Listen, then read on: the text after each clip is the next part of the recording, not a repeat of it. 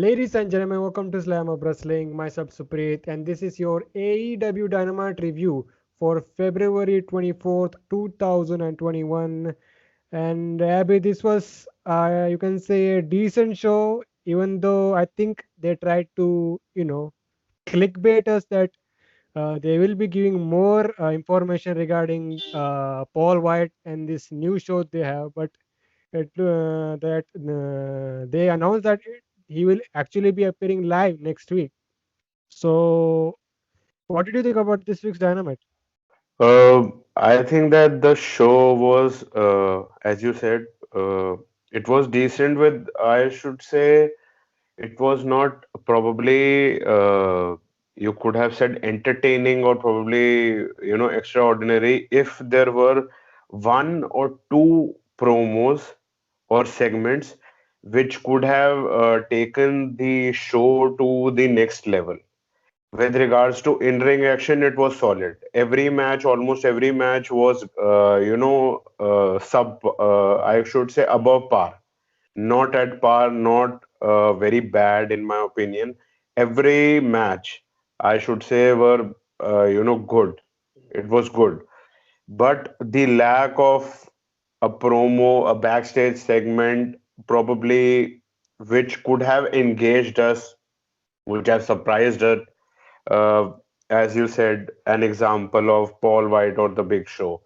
But nonetheless, overall, the show was watchable. Yes, it flowed like anything, and it was a good, 2 hours worth of something. And with regards to the clickbait, I would like to say that probably it was announcement which they thought a last minute thing, and then there is a show they have booked next week which involves Cody Rhodes and Shaq.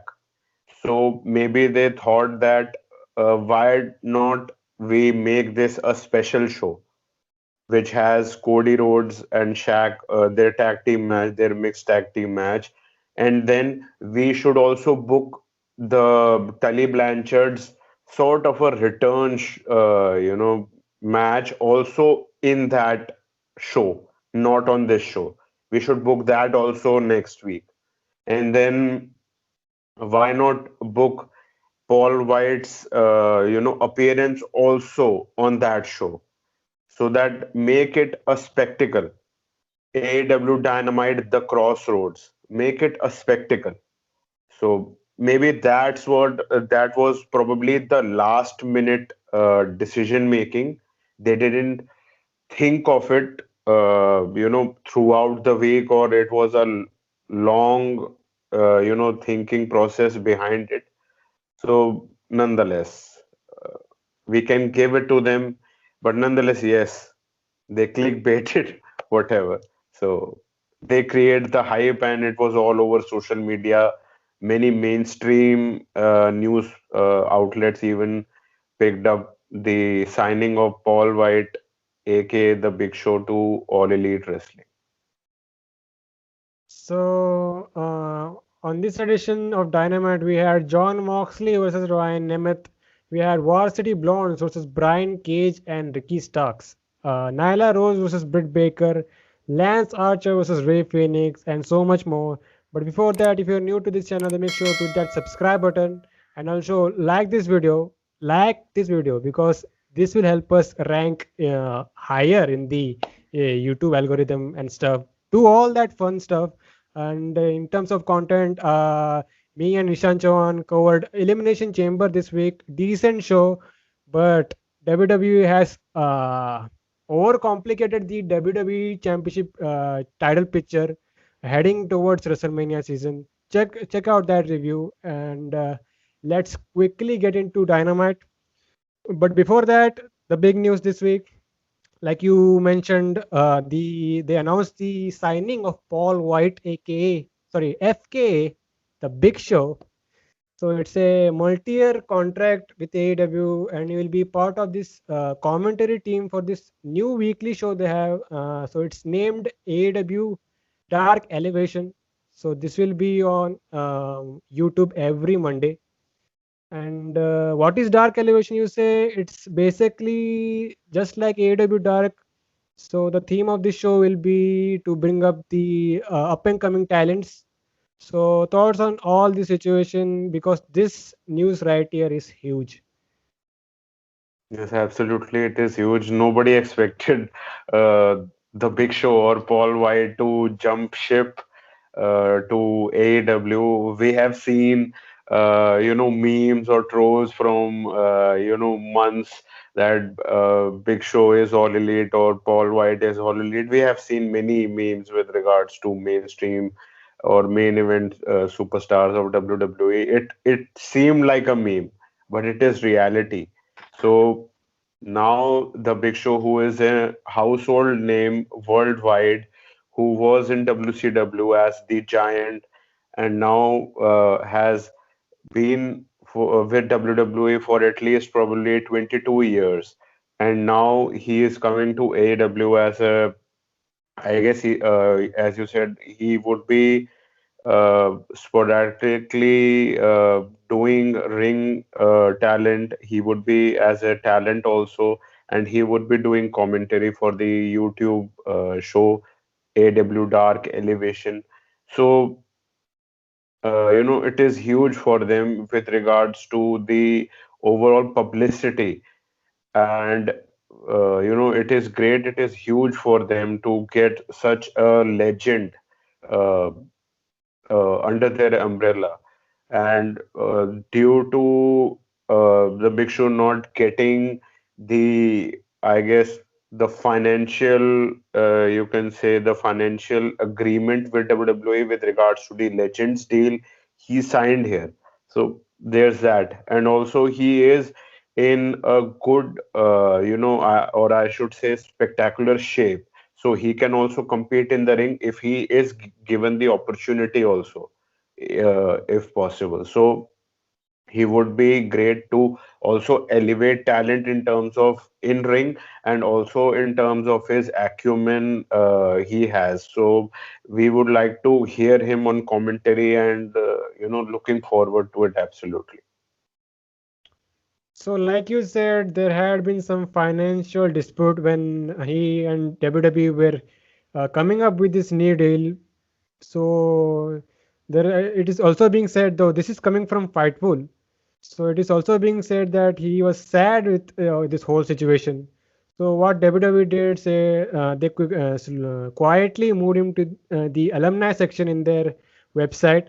So after that, Big Show also changed his social media profiles to Paul White, and this was the first indication that something is happening. And we get this news that he has signed with AEW. Still a surprise though, because like you said, Paul White, Big Show, he was one of those loyal guys that you never expected to jump ship, and you expected to be a lifer in WWE with Vince McMahon. But seeing this situation, imagine what else, who else has Tony Khan contacted? Maybe a CM Punk or a Brock Lesnar or even a John Cena. Anything can happen now. Yes, absolutely. Anything can happen. All it takes is, uh, talking with the talent and what they actually want. That what, now they have reached such a height in the said company, the WWE. So what, now what triggers, or you can say what do they now want? You know, if you are a multi-time world champion, your financial needs probably are met, or you are at a comfortable place. Now, what do you want, basically? So that is what Tony Khan has to see. Financial, absolutely. But what else does the talent want?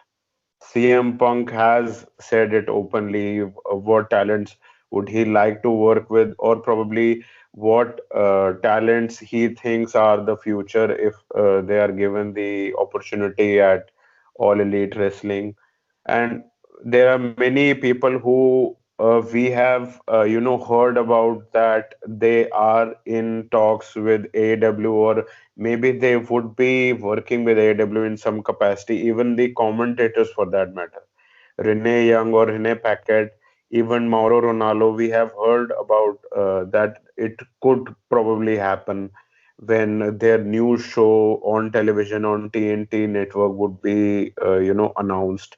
So there are many people who would be interested, or maybe AEW would be interested in working with them. So there's that. And lastly, I would like to just say that the AEW's TV deal with India would be announced very soon, and we have discussed about that it would be with Eurosports, and it would be airing on Eurosports India and Eurosports HD.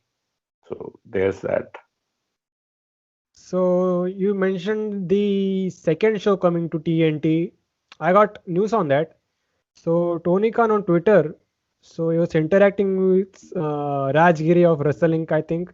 So he Yes. also confirmed that the second TNT show will be coming this year. So regarding that, I have a question. Why Mm-hmm. do a dark elevation when you already got dark? Because like it's looking like both shows will be having the same concept.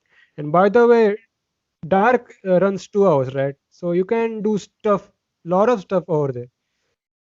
Mm-hmm. Probably they would segregate the whole thing probably into two, not the whole 2 hours, and they would segregate it into two, maybe 1 hour, 1 hour. And also they could use the dark elevation, program to probably scout people from the independent scene, which they have seen some potential in them. So they can make them compete, and then they can see that if they are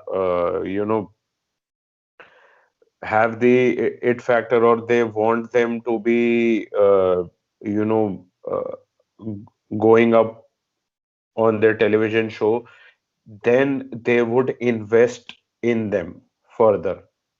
Then they would bring them to dark, and then they would be a part of the regular television tapings. The dark elevation probably it I at this point I don't know that it falls between dark and dynamite, or it falls below AW dark. So we have to see, because if AW dark elevation is a concept which is basically WWE NXT, which is now, that is that WWE NXT now is not a developmental territory. It has become a brand. So now what they will do, that AW Dark is going on, then the top talents of AW Dark can graduate to AW Elevation, so then they can move up there. So AW Dark would basically, which is right now, it would become Elevation, and AW Dark uh, separately would become the house where they would be scouting talent. Basically, every week there would be someone new who is competing, and AW Dark Elevation would be the talents which they have scouted, and they have graduated their eyes that yes, he has someone who has potential and we would like to invest in them. So then they would invest in them for weeks, and then they would like to bring them up to their roster, whichever show. The first one, Dynamite, and the second one, which they would be announcing later in the year. So that would be their probably thinking. And now WWE NXT is also coming with the developmental show. The Evolve person, Gabe Sapolsky, would be the charge of it, WWE NXT. What is the name of the said show? I Maybe don't Evolve, know. like you said. WWE NXT Evolve is the name of the show. I heard about same situation. I also heard about it. Okay. By the way, my main problem is uh, why I brought this up because when you finally get the second TNT show, then you will be having four weekly AEW shows. I say Yes. don't oversaturate things because at the end of the day, not everyone will be watching all these shows. And Yes. basically, even for us hardcore wrestling fans, first of all we got so many of these wrestling shows every week, Hmm. like New Japan or something. Then Hmm. how can we remove time to watch these many shows? But the thing is that if you are building a brand that is in competition to WWE, then you want to segregate your brand in various shows, and also you are going to use talents in such a way that probably, for example, I'm just giving a hypothetical situation that there is a talent who is on the independent scene, never contacted from AEW or WWE. So now AEW contacts them and wants them on AEW Dark, which is the third or the fourth show of theirs. For example, that come on here and compete in a match. We want you. So okay, he comes there, he performs. So they want him next week also. That we want to make sure that we want to invest in you or not. Okay. So the thing is that if in between during the said scouting period, the other company contacts him, the said talent would probably say no because of the loyalty and because of the thing that he is thinking that I have a big chance here in AEW. I do not probably have a big chance there in WWE. So he would say no. Just like WWE does that, they poach talent probably. For example, I'm just saying that they poach talent and they have it them in the performance center, and probably they're doing absolutely nothing. They are going every day in the morning, taking classes, working out in the gym, eating healthy, but they are not competing on television anywhere, anywhere, even NXT UK, NXT India, whatever the fuck. They are not. But here, this talent who was a nobody, he is competing somewhere. Even it is, for example, on YouTube, he is getting the audience. It is good for him. So he would opt here. So they are thinking about it. So that's why probably now the NXT Evolve is also there, stuff like that. You are, branching out to get to the talents that we will contact you. You can come, you can perform, stuff like that, and you will become brand loyal. And you would say that if I go there, then AW would not contact me anymore. They would say that I have gone to WWE for a tryout or even perform in some capacity. So there is a fear in the talent, and same vice versa. So that creates a great set of a problem for the talents, but it is good for the businesses who are running it.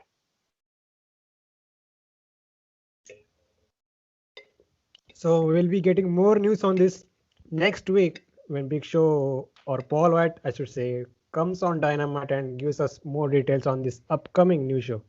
So let's start with this week's Dynamite. So they opened up with John Moxley versus Ryan Nemeth. So this is Nemeth's second or third match on Dynamite. Probably third. So that says that they are high on this guy. actually high on this guy, or it is basically the internet hype. He posted his memes and stuff like that, and basically he is Dolph Ziggler's brother. So probably they are trying to rope in Dolph Ziggler by using him. It could be a tactic. Maybe. But anyways, this match went short. So Nemeth here got in some offense. So Moxley would get the win after a guillotine and the Death Rider, and that was it. So let's head to the post-match promo. Anything you want to add? Uh, Nothing. He got some offense, as you said, probably a little more than he should have, but nonetheless, we could give it a pass.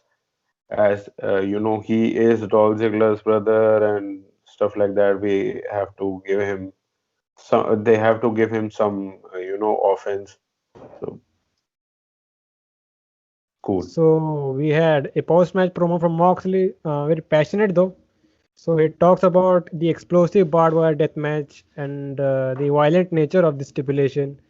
So he said, win, lose, or draw. If this is the way he wants to go out, then so be it. And I think the last line tells that Moxley will be taking a big break from wrestling, at least in AEW, because then he can go home and be a father. Probably it seems so. And he competed at Bloodsport, I guess, against what's his name? AV Boy Smith. Yes, Davey Boy Smith. And now he's scheduled for April to compete against Josh Barnett. So I don't know how long would he be out with regards to this baby thing. And also there is that he is also a ratings draw. So I don't know how would they if there is a ratings drop, then Tony Khan might do some shit and would probably, call back John Moxley. We have to wait and see, but nonetheless, it seems so at this point that yes, as you're saying, he would be taking some time off after this hellacious and brutal match. And I heard that there are landmines outside the ring. I was not aware of this point. Bro, this is an explosive death match. What are you talking about? I was only, aware that the explosives are with regards to the ring posts. I didn't know it is outside too. I had absolutely no idea. This is going to be everywhere, basically. Okay. Those are legit explosions.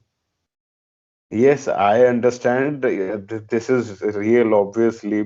People would say that it is fucking not, but I know. We are up for a treat next week. So from that, we see a interview segment featuring Lance Archer and Ray Phoenix. So both men were not getting along, and we see a small brawl. So that was that. From that, we see the Young Bucks. So they were arriving in the building with Papa Buck and Mama Buck. So they take pictures with the production trucks in the background. So the production trucks had the Bucks on it. So this would be a somewhat of a story moving forward. So second match we see Brian Cage and Ricky Starks. So they were facing the Varsity Blondes. So this was basically a warm-up match for both Starks and Cage. And this match, a great showing for the Varsity Blondes too. What did you think about this match? Yeah, I also thought that it was as I said, every match was great. It was good. In-ring stuff was great. Absolutely. And with regards to this match, there was some points that at one time Brian Cage power bombed Brian Pillman Jr. on the ring post. That looked fucking nasty and dangerous. Fucking and probably. the heels basically, they Starks and Cage, they dominated the majority of the bout on Pillman Jr., uh, which is basically a traditional tag team match, a strategy which we absolutely see after a initial flurry by Flying Brian Jr. In the initial part of the match, and then finally the momentum shifted back to the baby faces when the hot tag Garrison, you know, swooped in like he does in every match, and he ran roughshod as he does fucking every time. But in the end, as you said, it was the exhibition match, and Cage and Starks won with the spear and then the drill claw for the 1, 2, 3. So there you go. That was basically the entire match. I think you covered almost everything about it. Let's talk the post-match angle then. So Cage and Starks were celebrating here. So we see a video on the screen. We see a car dragging Darby Allin. Didn't I tell you that he was, the legend has it that he was still being dragged? So this time it was Sting behind the wheels. So Sting then comes out to the stage. He drags a body bag, but it's not Darby Allin. It's Taz's son Hook. He then points out at the Raptor. So we see Darby Allin. So he's on a zip line. Cool. So Allen has Sting's face paint. So he uses the skateboard on Starks. So Sting is beating up Cage, and we see a Stinger splash and the Scorpion death drop to Cage. Sting and Allen stand tall. I would say this was very much a entertaining post-match angle. What did you think about it? Yes, I would agree. I would agree. Darby Allin came from the rafters, just very Sting-esque from WCW. So it is great. They are building towards the street fight at Revolution. So it is adding to the story, and great, great stuff. And with the looks of things, it looks like. But before that, I want to say something. I have on my notes that Sting has been cleared, fully cleared, says Tony Khan. That's why we are seeing him taking bumps since last week. And with the looks of things, I think they could actually do a wrestling match with him at Revolution rather than a cinematic fight that we had talked about. Yes, it seems so. It seems so. Hmm. Cinematic would have looked great, but probably they are not going that way because they want it legit in some way. So probably they are wanting r- wrestling. So nonetheless, if it is executed and presented great and it it comes out great, it doesn't look shabby, then who are we to complain if it is a cinematic bout or it is a wrestling traditional wrestling bout in the ring. Maybe do it like this Stadium Stampede.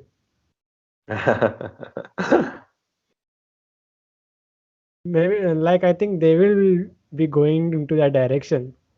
If you Mhm. think about it, if they go in that direction, not have an actual match, then it will be more safer for Sting. Yes, and more entertaining too. So from that we had a sit-down interview with Miro, Kip Sabian, and Penelope Ford. So Miro and Sabian are mad what happened at the wedding. So Shivani, he gets handed a note. So the note is from Chuck Taylor and Orange Cassidy. They want a match with Sabian and Miro at Revolution.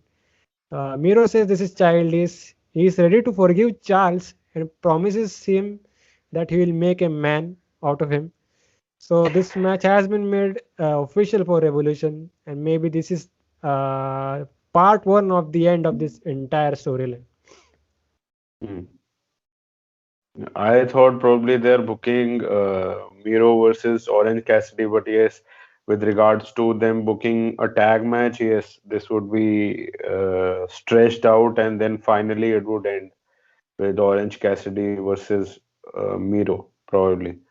And right now, it could very well be that they are stretching it out. Probably they are waiting for, uh, I guess, Trent. their tag partner. Yes, Trent.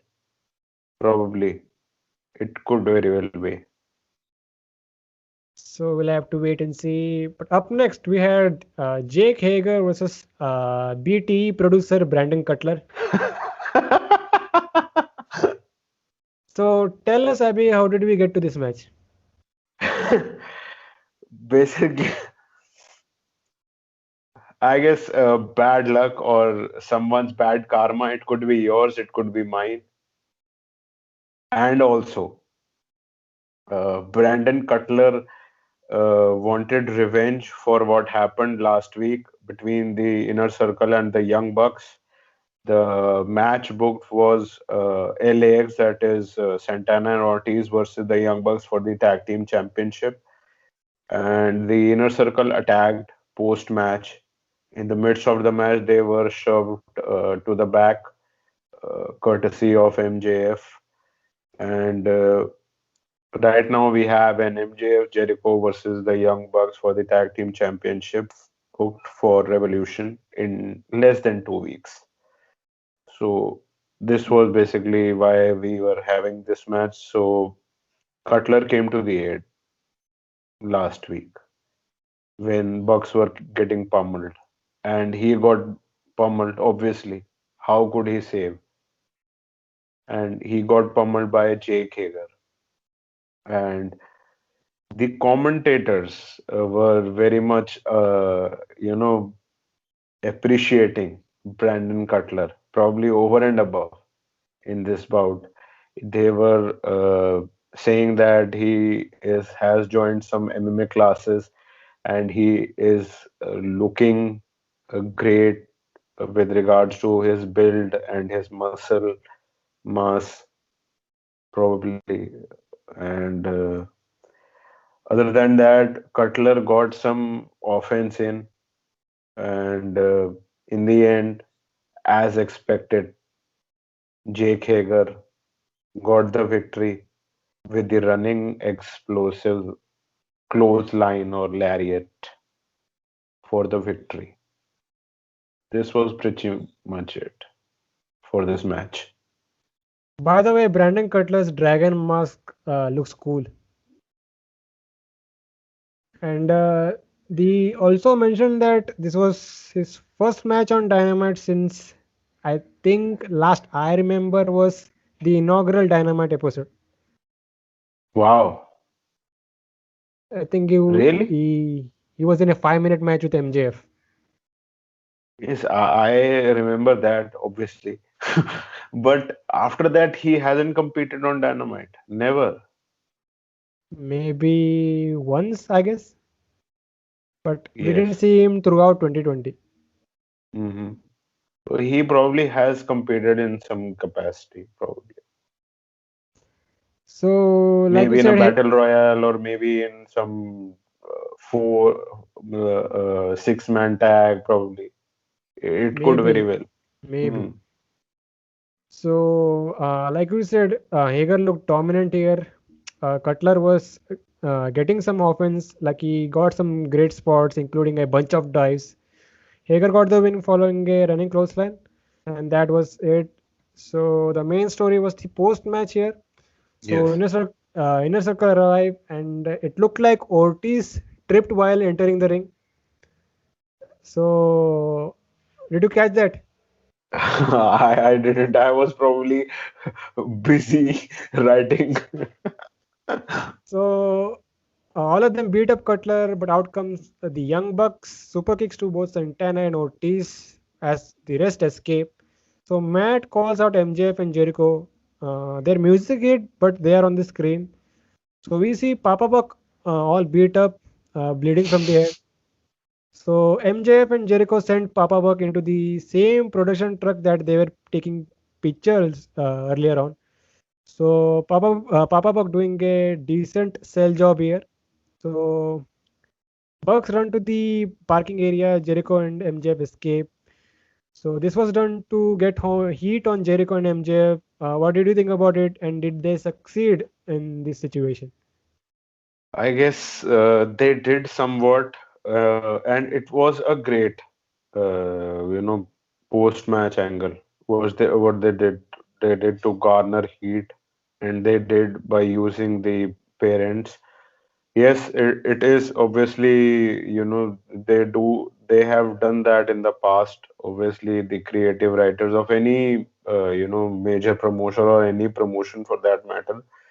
Yes, the thing which takes out the interest probably or the legitimacy of the said angle is how do you act, and that has not been the Young Bucks' forte. I have complained about it many a times. Their reaction does not look real, probably. It looks kind of phony many a times, so that doesn't translate to the people. It looks like they are not the sense of urgency even, it didn't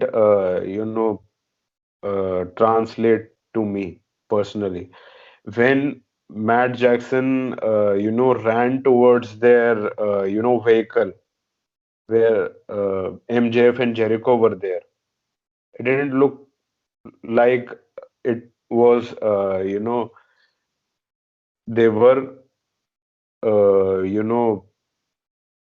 you can say urgent enough that he wanted to beat them up. It didn't look like that.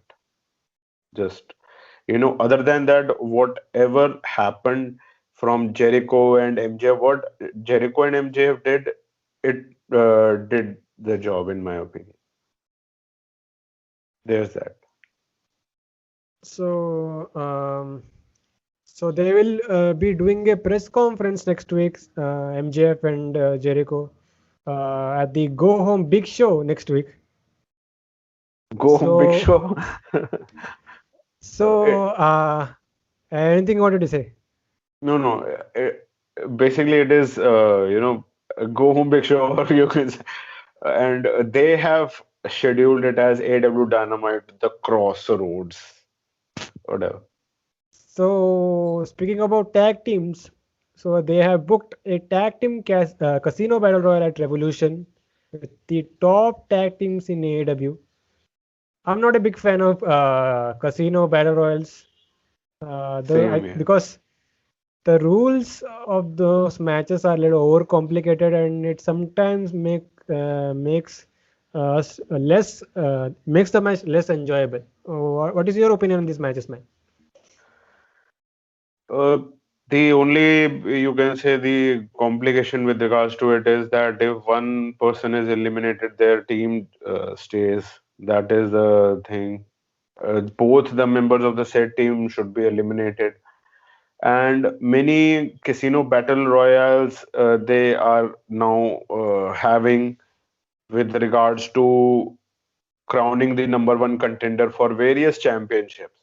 So sometimes it looks a little uncreative or maybe a saturated concept. So I am not very much looking forward to watching this bout. Maybe I won't, in my opinion. I would just look at the final probably 5 minutes or 10 minutes, that uh, how they are just getting it done at the end. This has to be at the pre-show. They can't put this on the main card. Probably yes.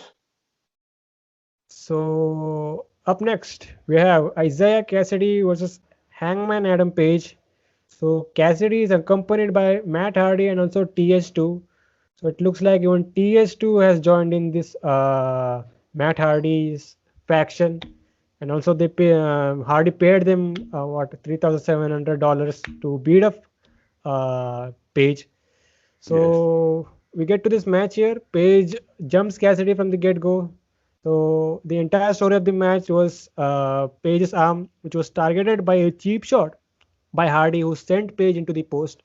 So Cassidy was targeting the arm throughout the match.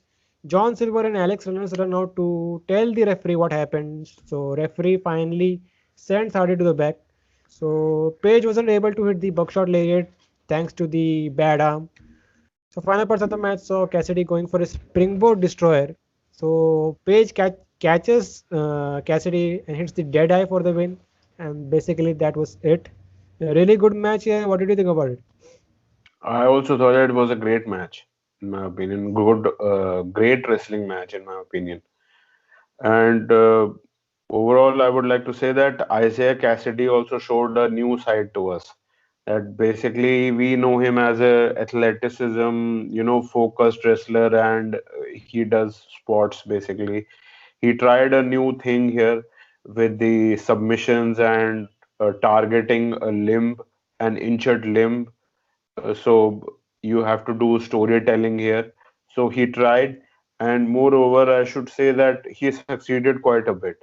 He looked a little, out of place with regards to probably at one or two times, but nonetheless, I would like to give him a pass because he tried and he looked vicious as well. That it is now a new character for him, that he is now a heel, he is a villain with the mentor Matt Hardy, so he has to bring out a certain mean streak in him, and that translated to in this match. It was a very competitive match. He was competing against a main event guy in the name of Hangman Adam Page, so it was a good outing for him. Yes, he lost.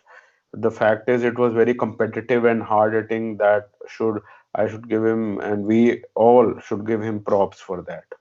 And by the way, where is Mark Quinn? I wanted to know. I Where think have he's injured they? or something. I don't know. I haven't heard anything about him. Probably, where is he?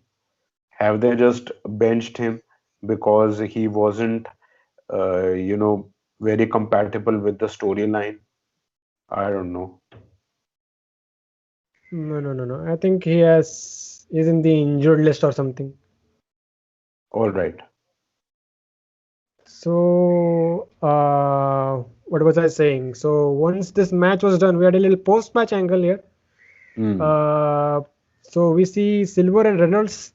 So they were celebrating with Page, but here comes Matt Hardy on the mic. He said he will be taking out each member of the Dark Order one by one. So Hardy then pulls out a Allen Angels, tosses him from the stage to the table below, and that was it.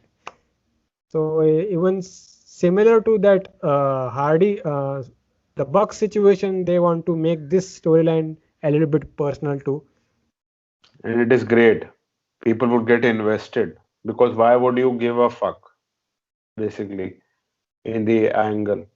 So stuff like this makes people invested. If they are doing such stuff, I would like to say that other promotions should, consider this as an example that yes, people in the Attitude Era were seeing this, obviously, that there were good storylines and even for the mid card and all throughout, and people were invested in every character. So now, if we are seeing with AEW such stuff, it's absolutely great and refreshing to see. Up next, we see Alex Marvez. He wants to hear you interview Kenny Omega. So we see Callis and Omega in a garage. So Omega is building a cascade for Kamala.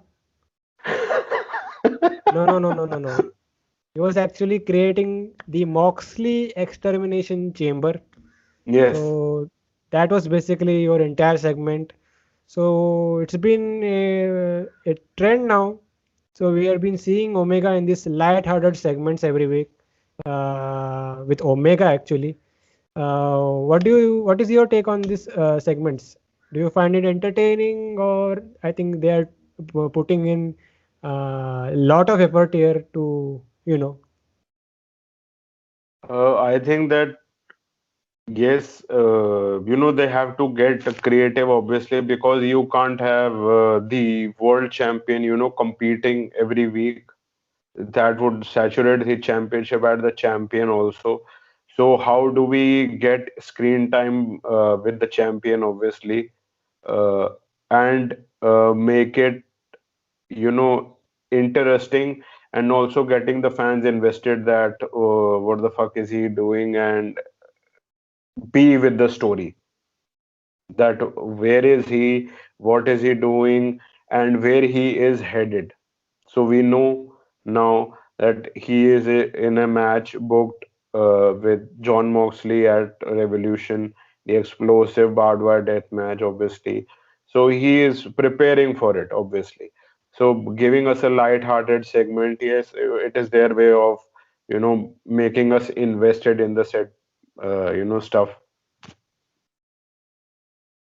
So after this, we get the highlights of recent matches from the women's eliminator tournament.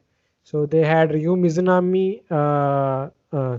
After what happened, so we have Ryu Mizunami and Yuka Sakazaki in the finals of the Japanese block, and we also learned that Anna Jay, so she is injured and she'll be out for 9 to 12 months. And also that she was replaced by who? Mad Rinkowski in this tournament with her tournament match with Britt Baker. So basically, that's the entire story here. And also, they announced that the semi-final match between Thunder Rosa and Rio that will be happening this Sunday on Bleacher Report, not Dynamite. Obviously, like I said, that they got 1 week and they need to rush things up, but fans didn't take this lightly as they wanted this match on Dynamite, especially the Rio match. Hmm. And by the way, Tony Khan gave an explanation that Bleacher Report it has millions of reach and all. So thoughts on this situation? Hmm. Probably. The thing, probably he is giving the explanation, probably it could benefit them. I would not like to say anything before, if he is thinking that way, that it could give them publicity of sorts, or uh, with regards to this match, which involves two incredibly gifted women in the ring, that is Thunder Rosa and Riho. So give it a go, probably. And we have often, joked about women's tournament or women's matches, or the American blog being, put up on YouTube. So probably they have, taken spite on that, that they are complaining about, YouTube, and the YouTube is an, platform which is involving basically enhancement talent, or probably the talents which are being groomed for the main roster. So you should have this spectacle match on a platform where we have a partnership first of all, and then we are also getting new eyes. So there are two benefits to it. Go for it. So they also will be having the finals of the Japanese block as well, and also a special six woman tag team match on the Bleacher Report app. Hmm.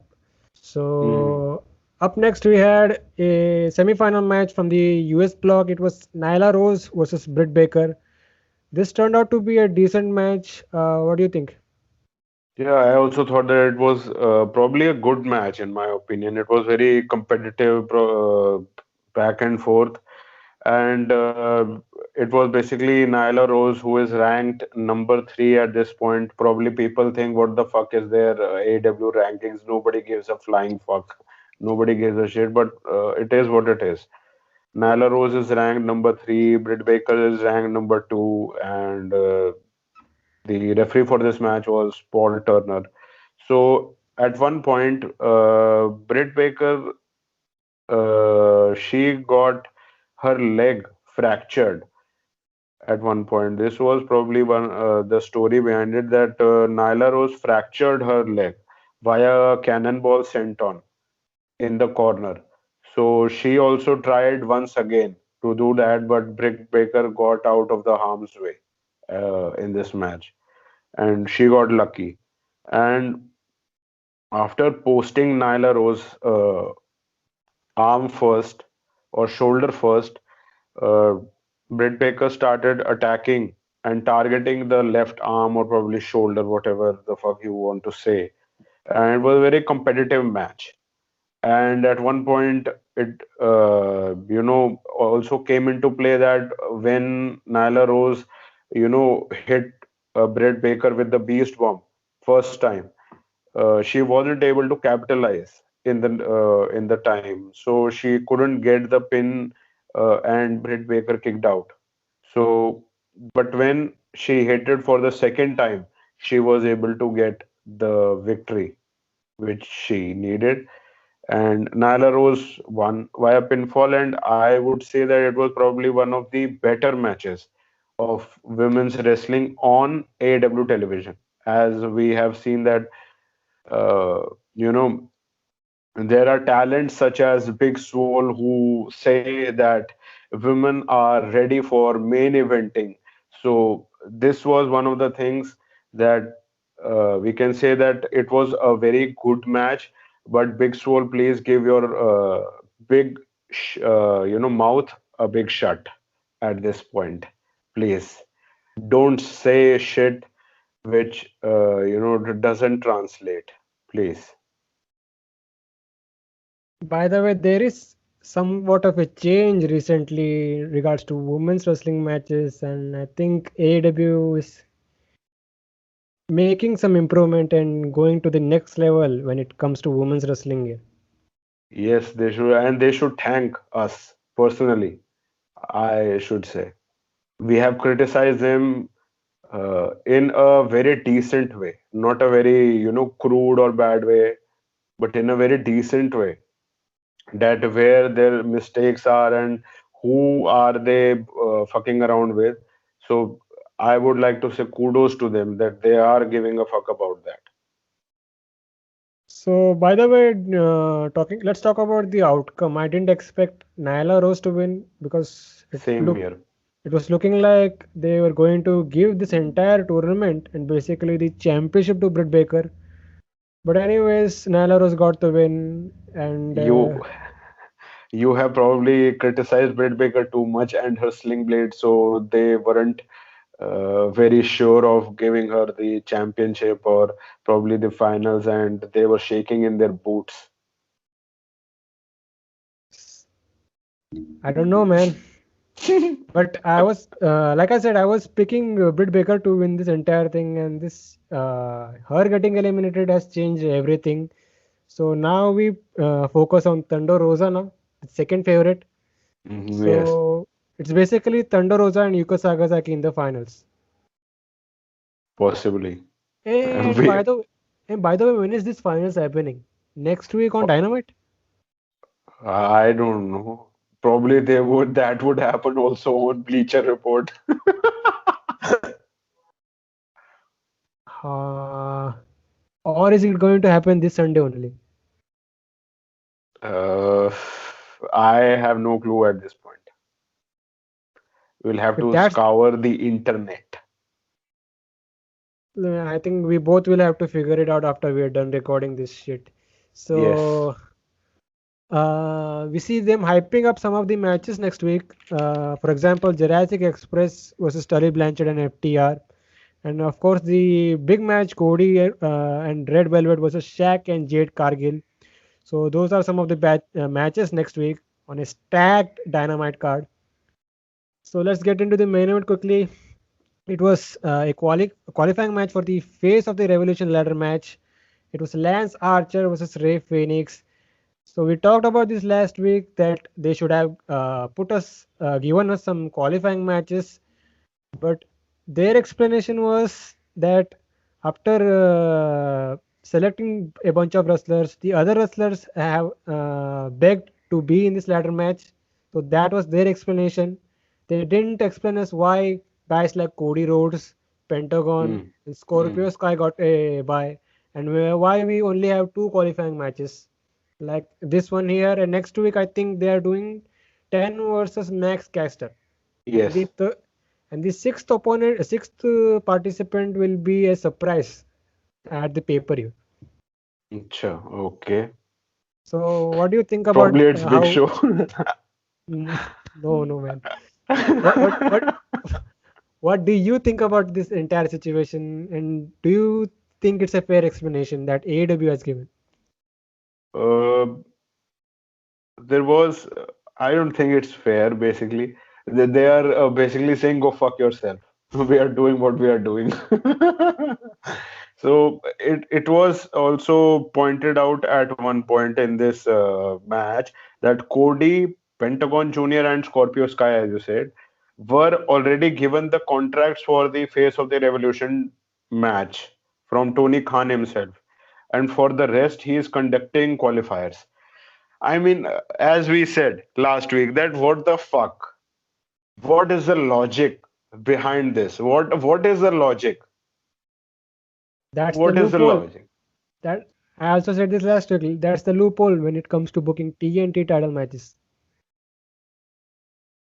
Because now, if we see the other people, if we compare Lance Archer, Ray Phoenix with Scorpio Sky, who is better, fitting in the Qualified. match? Yeah, either Archer or Phoenix. Obviously. So, what is the logic? Is it, the three people who have gotten the contracts for the match, are they better at ass kissing? Is that what we should expect? Is that the logic? What is the logic? Probably, I could probably even take Cody for example, that yes, he was a former champion. Yes, he has some legitimacy. Okay, okay, we can take him probably. But what about the other two, Pentagon Junior and Scorpio Sky? What is the logic? Pentagon Junior was taken out by an attack from the Bullet Club. What is new with regards to that? What is the follow-up? This is some Fucking random booking. yes, random booking for a ladder match for the spectacle, for the pops and stuff. You know, could have had, could have had the matches, could have had it even on Bleacher Report. Now, what the fuck they are doing? They could have done it with them, but we just have to give it because they're doing it. That we don't give a fuck. Just take it. And even if people, what we are complaining about right now, people would not be complaining about them. Why? Because they are internet fan favorites. So they won't give a fuck. But there should be logic in your booking. That's what we are saying as people, because there should be some logic. So, anyways, let's get into Archer versus Phoenix. So they were hyping up this match throughout the night. Even Shivani said it was a match of the year candidate. Mm, I don't think so. There are better matches. Come on, Shivani. So, anyways, overall a good match here. Archer looked dominant throughout here. Phoenix got in some great spots. For example, Jake Roberts got involved, knocking Phoenix off the top rope. So Phoenix, he did a dive over Roberts on Archer to the outside. We see Archer, he was going for a choke slam off the top rope, but Phoenix hits a Spanish fly instead. Archer, he hits a choke slam, but Phoenix kicks out. So Archer hits the blackout for the win, and that was it. Archer has now qualified for the ladder match. What did you think about this match? And I think it was a great decision with Archer going over. Although imagine what Ray Phoenix could have done in that ladder match. But what did you think about this match and this outcome here? Um, Outcome, I would like to say probably I was open with either people qualifying. You know, with regards to this match, yes, it was a great match. Yes, not match of the year candidate. No, absolutely not. But yes, you have to hype. ratings, obviously. So yes, absolutely. And it was a big guy versus short guy dynamic, and they played it very well. Archer, I guess, Archer served probably as the heel or the bad guy in the match. Even Jake Roberts, as you said, got involved to stop Phoenix from executing offense, but it didn't stop him. And there was a walk the rope penalty kick by Phoenix that looked amazing, and the walk the rope moonsault press by Archer. He does it effortlessly with the man his size. It looks effortless. It looks amazing.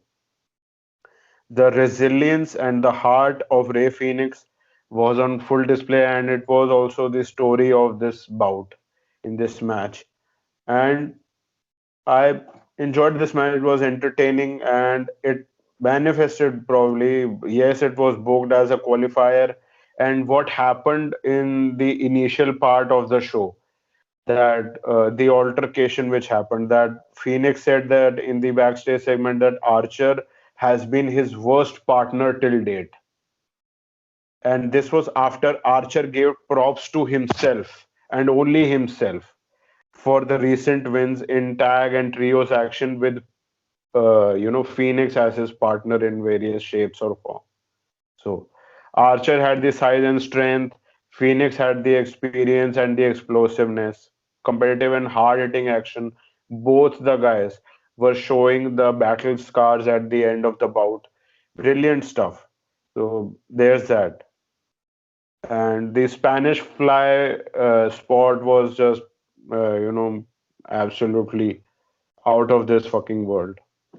Archer won via the blackout, and they are now booking him strong. And yes, we would, probably, and yes, they are now focusing on him. There was a time when he was not even getting TV time, when we have complained about him in the past, that he is a main event guy. Book him as such and give him the title opportunity sometime in the future. And now probably the time is now that he would be getting the title opportunity anytime soon. So he would not be getting the L uh, anytime soon. By the way, what do you think about him being a babyface, but still Jake Roberts is his manager? Uh, it is just a dynamic they are using because Jake Roberts is good on the microphone, so that's why they are, keeping them together at this point. We have not seen very much of Jake Roberts on the microphone when he has now transitioned in a babyface role. But yes, Jake Roberts would be an asset, obviously, when he is given the microphone and he would speak, obviously, because Archer would not be probably as good as he is in the ring and on the microphone. So we have to wait and see that how his tone and his words change when now Archer is a baby face. We have to wait and see for this time when he is probably in a legit feud and he is given, some back and forth on the mic. Right now, he's just that one guy is talking, that is Eddie Kingston, and he just goes and just, fights. That's what we have seen. But a feud will come when he would also be having to speak. That's when Jake Roberts would come into play. So that was Dynamite for you. Yes, that was Dynamite. So the next week show is the go home show, or like I said, go home big show for Revolution, and that's a pretty stacked card itself. Stacked, stacked. So before we leave, where can these guys find you? Uh, Guys, you can find me on Twitter and Instagram at Abimaniac, and I'm currently working with an independent wrestling promotion in India called Wrestle Square. I'm working with them as a commentator and the top 50% authority. So you can, support them, Wrestle Square Pro Wrestling India on YouTube by subscribing to their YouTube channel. You can find Slamhub Wrestling on Twitter at SlamHubW, Instagram at SlamHub Wrestling. Our podcast and reviews are on YouTube, but if you don't want to watch it on the YouTube app, then you can catch the audio versions on Anchor and Spotify as well. So this was the AEW Dynamite review, and we'll see you guys next time.